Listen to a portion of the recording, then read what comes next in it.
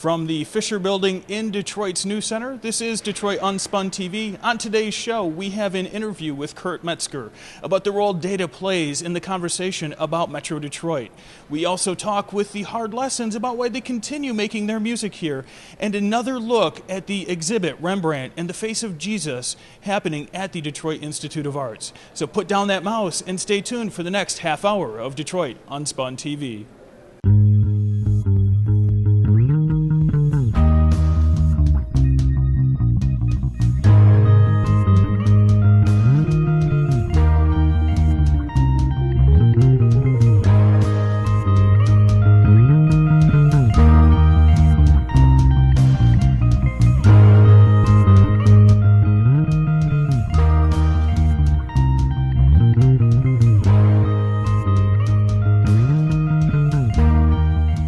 In headlines this week, the staff at Changing Gears had a few posts about the role documentaries have in telling the story about our region.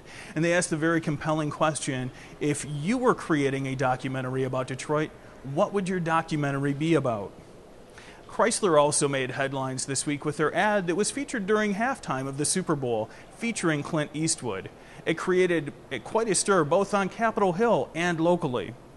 And we found out that the Winter Classic is indeed coming to Metro Detroit, with the Detroit Red Wings facing off against the Toronto Maple Leafs at Ann Arbor's Big House, while a week of events leading up to the big game will be happening at Comerica Park in downtown Detroit. From our own blog, we sat down with the folks at Sugar Hill Clay, a new business in Midtown Detroit, to see what it really looks like to have a ceramic studio in the city of Detroit. For more information and headlines like these, be sure to check us out on both Facebook and on Twitter. For our first interview today, we had the opportunity to sit down with Kurt Metzger from Data Driven Detroit and talk about the role that data has in conversations about the city. So we're here today with Kurt Metzger from Data Driven Detroit, and it's fairly timely to have you in part because your annual report was just released, but also you've received some notoriety lately for having another alternative map for city council districting in the city of Detroit. So I'd like to focus a little bit on the annual report first. Sure. And why is it important to have this? I mean, Data Driven Detroit's been around for a few years now. Why is it important to have this annual report out? Well, we've been around for 3 years. We were given more or less funding by Skillman and Kresge, an incubation funding, and I think a lot of people have no idea what we do. And really, some of this is just to tell the foundations that they're getting their money's worth, and little do they know all the kinds of projects that we're working on. So this was a way of showing all the various projects, the kind of work, the breadth of work. And then we wanted to add the element of putting maps and charts and graphs and showing some of the technology behind it. And we thought tying that with a calendar, even though it's a high-tech shop, everybody uses online calendars and phone calendars, but we thought, why not try to use an old time, push it out there and see if people hang them up. Well, and for map nerds like me, that was actually, there you go. I like it, thank you. Well, sure. One of the things that you pointed out in here were, for example, the arts organizations in the area. Mm-hmm. Why is it important to highlight the different arts organizations, for example? Well, I think one of the big emphasis now is the importance of culture and the arts, both to the economic vitality of a region, also to attract people to a region, the whole quality of life. And I think most people have this idea that the arts organizations are the DIA and maybe a couple like galleries and a couple of, and that's a very limited idea of what arts organizations are and where they are. And so we thought, let's give the breadth of arts organizations, cultural and arts organizations, and show geographically how they disperse across the region. And they're not just concentrated in downtown, but they're in every community around the region, and they do bring a lot of quality of life and importance to each city. Well, and your work is starting to be referenced a lot more by journalists and by news organizations. I know that we've had you come, the Detroit Regional News Hub has had you on 2 of the Transformation Detroit media briefings. Why do you think this is important to get out to the media? Well, I've always, for one reason or another, loved the media. I've always found that they're more interested, people working in the media are more interested in a broader range of things. We always feel that facts are important, that data really is important, that people can make better decisions. And I know that the media really does get the value of good information. And I've always had it, in my 30 plus years here in the city, I've always worked very much with the media. And so what we're trying to do is just push the facts out there and almost make people have to react to the facts. And I think that seems to take on. I think the community really resonates with that. They want to advocate for themselves. They want that kind of information. And we feel, obviously, that the media is the best way to get it out and get it broadly distributed. When it seems like it sparks some necessary conversations in the city. For example, with the council by districts, with that alternative map that you proposed, that certainly sparked a discussion a few nights ago. How did that map come about? Well, we had been contacted by the City Planning Commission. They had created the 4 maps for City Council. They couldn't work the technology. They couldn't do the software that was doing the maps, so they came to us to help them. So we helped them to at least draw the maps. We put information behind it. But when we looked at the maps, we recognized that they really didn't follow any particular, what we think of as neighborhood boundaries. They didn't honor neighborhood. They were looking at equal population. They were looking at things like compactness and contiguity, which are the kind of the rules. But we felt that it should be putting a neighborhood frame. We didn't like the 2 versions that cut them downtown, made no sense. There were issues of where Corktown was. We saw Grandmont Rosedale was cut up. The East Jefferson Corridor was cut up in various versions. And so we thought, can we do a map that actually recognizes the historic nature of Detroit? Detroit is a city of neighborhoods. And if we could start to put neighborhoods within districts and get neighborhoods to start working together within districts, we felt that would be the way to do it. And it seems to have kind of taken on a life all by itself. So finally we've had something that really has generated some excitement. There's been pushback against the city. They're having to listen. I'm enjoying it. Well, and that's what you're here for, is to spark that conversation. Right. So, and you've also had maps in here about grocery store locations within the city of Detroit. What are some of the things that have surprised you? We've got just a minute left. Sure. So what's maybe what one we thing wanted that really to make? surprised you? What it's always been pushed is Detroit is a food desert. And even Dan Carmody at Eastern Market says it's not a matter of lack of food, it's distribution. But we wanted to show, first of all, that there are grocery stores in the city, full-service grocery stores. We can argue about quality and cost and things like that, but first of all, get rid of the myth that there aren't grocery stores, and then start talking about how do we see food distribution in the city? How do we get better food in convenience stores? How do we look at how well people can get to grocery stores, even though we've got them? What about transportation routes and things like that? So it's mainly to try to get more people to talk. Nothing is a small issue, it's a bigger issue about food distribution and food delivery. And how do we get all the partners around grocery stores, convenience stores, urban farming, everybody to start talking about how do we make food distribution equal and available to everybody in the city. Well, thanks for coming on the show today. Thanks for pleasure. helping inform the conversation. If somebody wants to find Data Driven Detroit, where do they go? Very easy, www.datadrivendetroit.org. Just go to our website. There's even my picture on the front. You can click it and ask me questions. Sounds good. Thanks a lot, Kurt. Thank we you. appreciate it. My pleasure. The hard lessons are popular enough locally to gain national attention, and while they've had the opportunity to leave the area, they still continue to call Metro Detroit home. We had the opportunity to find out why they choose to raise their family and create their music here in Metro Detroit. Why we stay here, aside from our family, is we love it. There's culture, there's energy, there's art, but there's also expressways and cars, and you can get out of town and see some nature. You can come downtown and see some art, and that's a wide spectrum that we didn't find in our travels in places like LA or New York. It's wild. I mean, I never thought about it. I mean, we were kids when we started the band. Yeah. Literally, a lot of the songs on our first record I wrote before I could drink legally, and we were just huge fans of what was happening in Detroit. It was so inspiring, and we just wanted to be a part of it in a real way. And that's why I think it just came across as so pure, because that's what it was. It was just kids really excited to be a part of what was happening in the scene, and it was a great time in Detroit, a great time in Michigan, at least for us, for some 20-year-old kids. college kids trying to play some rock and roll. It was great.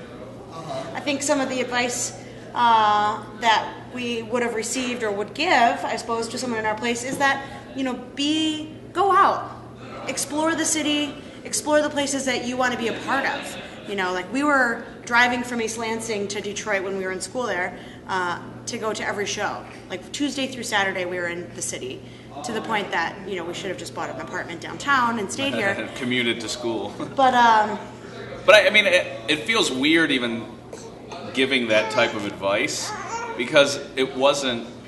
I feel like when people ask, what should I do, and you tell them, it feels phony. It doesn't feel real. No one had to tell me to go see all these bands. I wanted to there, so. But I guess the bigger picture here is just love what you do, And when it's not fun, take a break. And I think we've loved what we've done, and that's why we're still a band, and we're excited to share that new music with Santino. And I don't know, we've been very fortunate. We've really been fortunate. Detroit embraced us very quickly, and they've sustained us for a long time. I mean, I think most bands don't get to 5 years, let alone 6, 7, 8, coming up on 9, and hopefully 10 and beyond.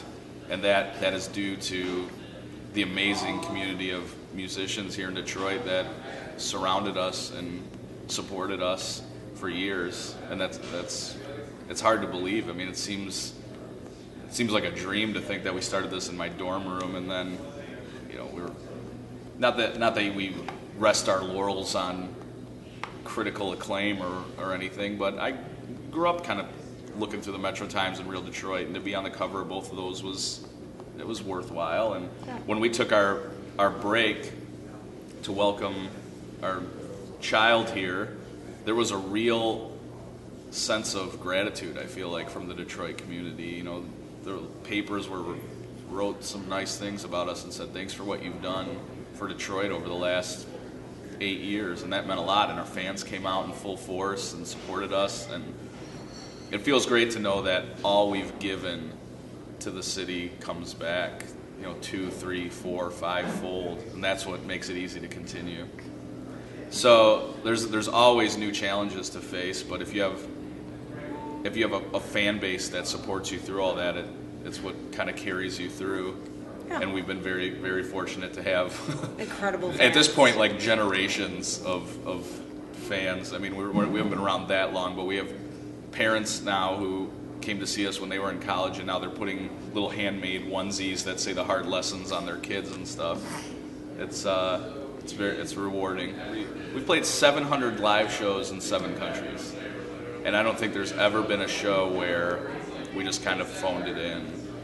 I'm really proud of that, and I think that's why we draw people to our shows, is that they know that we're going to give every ounce of energy we have.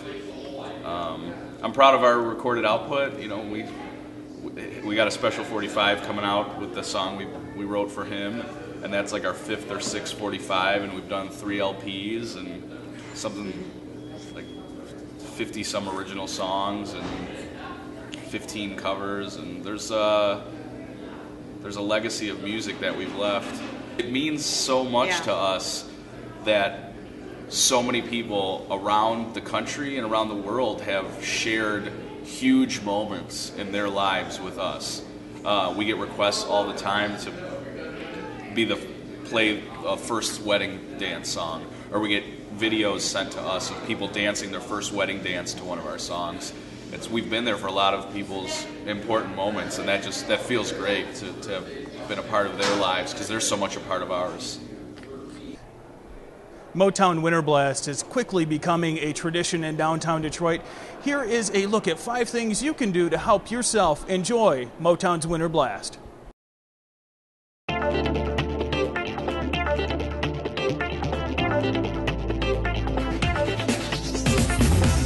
With Valentine's Day mere days away, I'd imagine you think this video was going to be full of events like Van Halentine's Day 2, which is happening this weekend.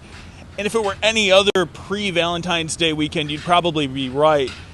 But what makes this weekend so special? Simply, it's the Motown Winter Blast. There are going to be a ton of fun things to do that'll occupy your weekend all around Campus Martius Park. Here are our list of 5 things about the Motown Winter Blast we know you're going to enjoy. Number 1, spend the night in the city. We know you're going to be tired from a weekend of walking, s'mores eating, pub crawling. So take advantage of this special at the Weston Book Cadillac. For only $135 a night, you get a room and valet parking. And that's an incredible price for such an awesome crash pad. Number 2, free skating at Campus Martius Park, sponsored by Charter One Bank.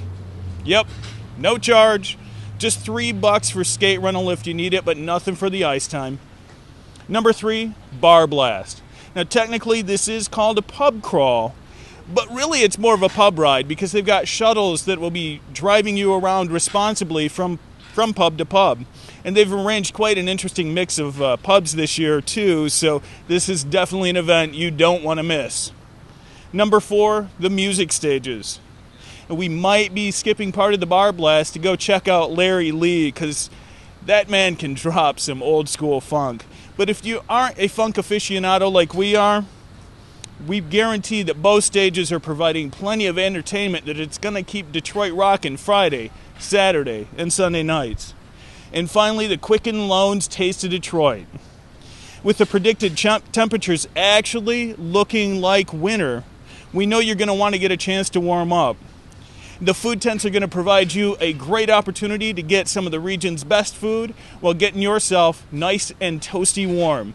From outside Cadillac Square in downtown Detroit, that's this week's Dig Downtown 5. The students from Youth Neighborhood News had the opportunity to go to an event that highlighted many businesses from Metro Detroit. Here's a look at what they found at the event. The Great Lakes Showcase was created to raise the media's awareness about Michigan companies and products. This first annual event took place right here at the Southfield Weston Hotel. 35 vendors displayed their products and services to the exclusive media audiences. And tell us, why did you put on this event today?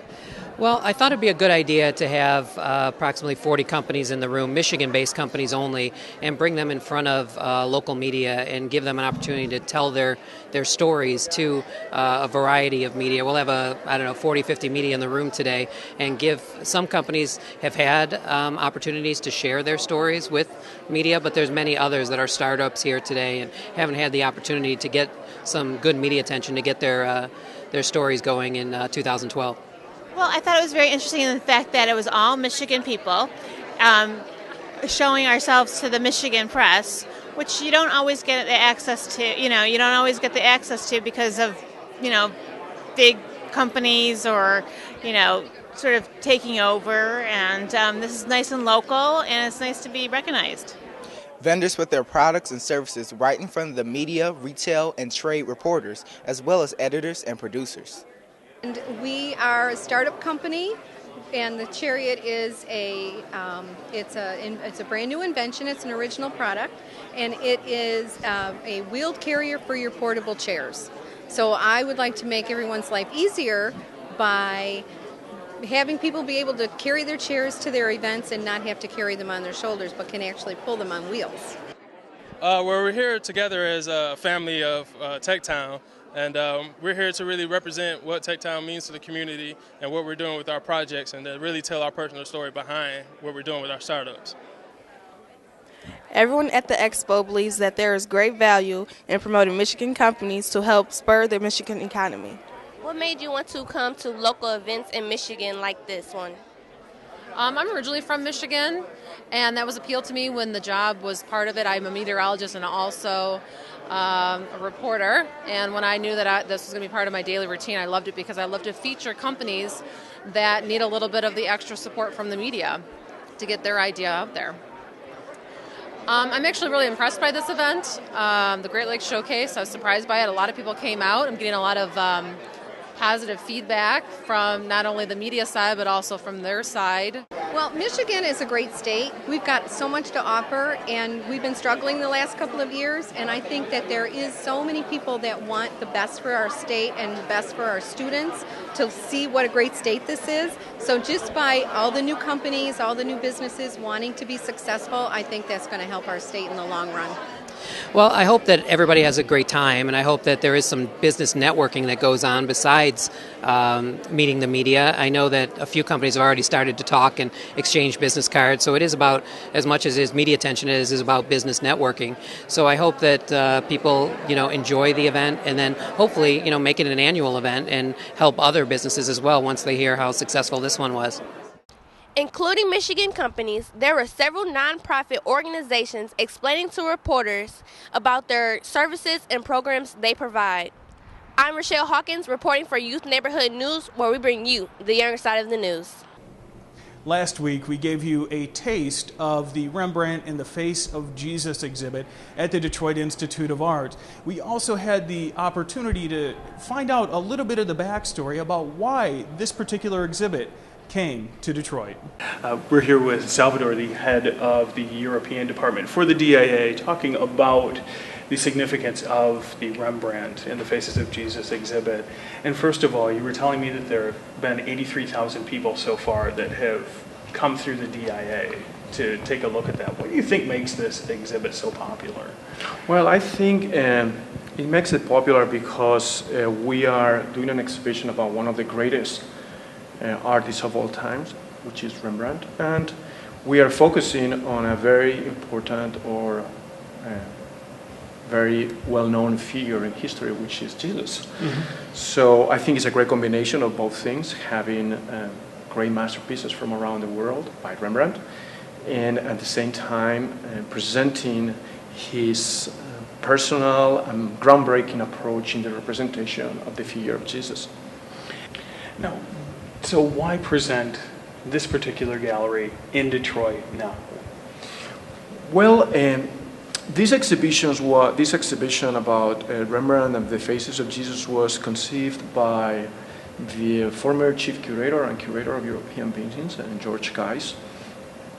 And it's a wonderful idea that he brought with the director of the museum, Granville. Both brought the idea to the attention of the museum, the Louvre Museum in Paris and the Philadelphia Museum of Art. And it's such a compelling concept that both institutions immediately wanted to be part of the exhibition. It's true that we went to the Louvre to ask for a very important loan, which is the Sabret Amos, a very important picture by Rembrandt in the 1640s, that for which the DIA owns the sketch of the head of Jesus. If somebody is a novice, but they're curious, why should they come to check out this particular exhibit?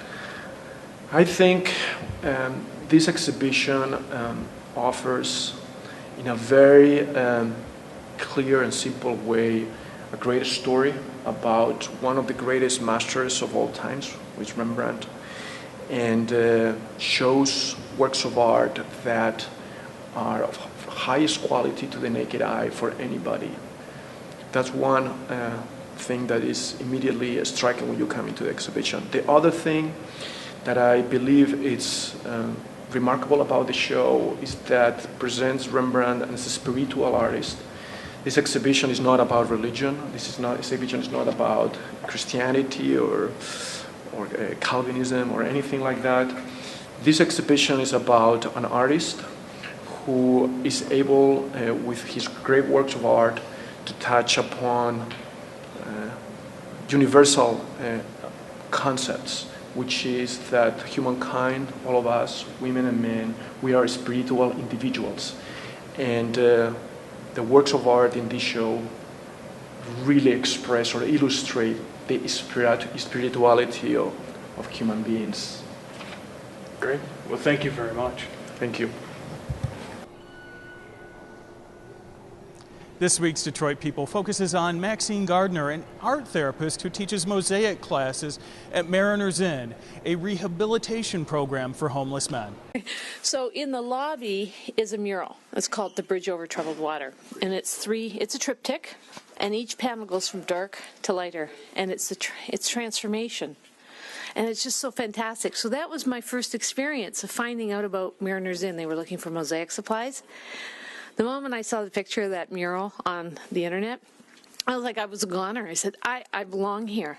So the very next day, I was down here with a carload full of mosaic supplies, and I brought boxes of books, you know, all about different kinds of art. Well, that week, I was down here 3 times with carloads, and they kept saying, how could you fit so much stuff in your PT Cruiser? I was 46 before I discovered mosaics, so and I say this all the time, I can't draw a straight line, and I can't color in the lines, but I never gave up looking for a way to express my creativity. And everything I tried, whether it was jewelry making or painting or drawing or stained glass, it was like, next, you know, tried it once, spent all that money on supplies, and then next, find something else. And it was mosaics. I remember going, oh my God, like that is so cool that I could see, I could look at a plate, I could look at a cup, and I could see the pieces within it and break it up and use that. And to me, that's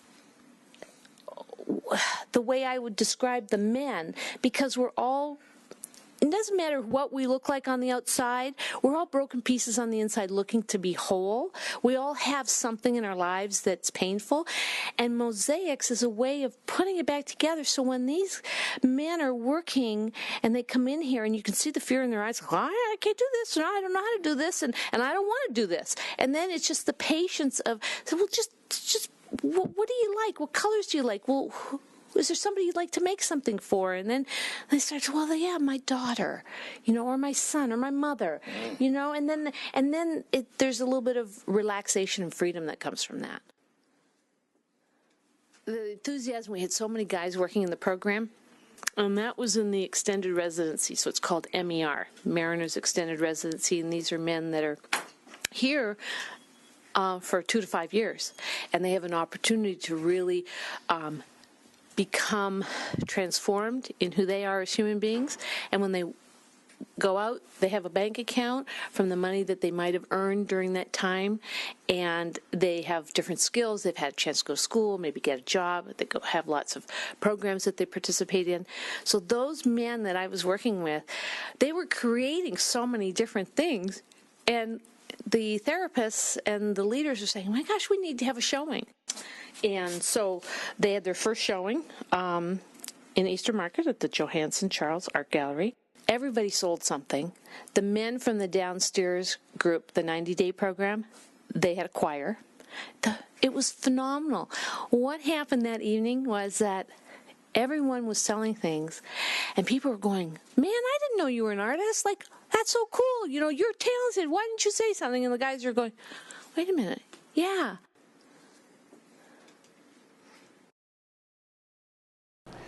We've come to the end of another half hour of Detroit Unspun TV, and as always, there are a lot of people to thank for making this show happen. First of all, the folks at the Farbman Group, thank you very much for letting us come to the Fisher Building and film our show from here today. Be sure to check out their Detroit is for Lovers event if you're in the News Center area on Friday, February 10th. It's a must-see, and it's right here. Thanks to Jeremiah Stays and Ashley Hennon behind the cameras. Thanks to Kurt Metzger for showing up with us today. And of course, thank you for watching. Buena suerte, Detroit.